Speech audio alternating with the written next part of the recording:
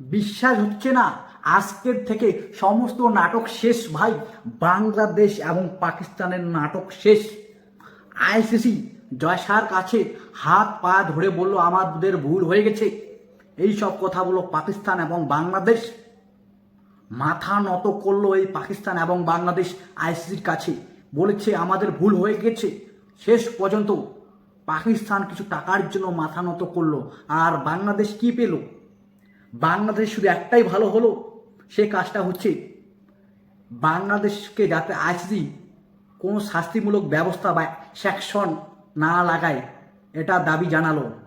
সেটা কিন্তু আইসিসি বললো ঠিক আছে, তোমরা বলতেছো ঠিক আছে, তোমাদের ওপর কোনো অ্যাকশন নেওয়া হবে না।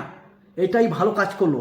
আর একটা বলতে আমাদেরকে কিছু টাকা লাগবে, টাকা তো দিবে না, তার জন্য কিছু সিরিজ বা কোনো বড় ইভেন্ট আইসিসির ইভেন্ট রাখা হবে এই বাংলাদেশে। আন্ডার 19 ওয়ার্ল্ড কাপ হোক বা মহিলা টিমের এশিয়া কাপ হোক বা মনে করে যে কোনো আইসিসি বড় ইভেন্ট, যাতে তাদের টাকা লোকসানটা আসে, এটা করার ব্যবস্থা করলো বাংলাদেশ ক্রিকেট বোর্ড। এবং পাকিস্তান কি পেল? পাকিস্তান শুধু টাকা পেল, টাকার জন্য এসব করলো এই পাকিস্তান, যাতে কিছু টাকা আসে। বায়োটা সিরিজ যাতে ভারত বা পাকিস্তানের সাথে খেলে, ওয়ানডে হোক, টেস্ট হোক, টি20 হোক, যাতে সিরিজ বেশি করে খেলে, সেখান থেকে টাকা যে রেভিনিউ হয় 50% দেওয়া হয়। সে 50% থেকে এখন আরও বেশি টাকা চাচ্ছে এই পাকিস্তান। আরও বলতেছে হাত হাত মিলাইতে হবে।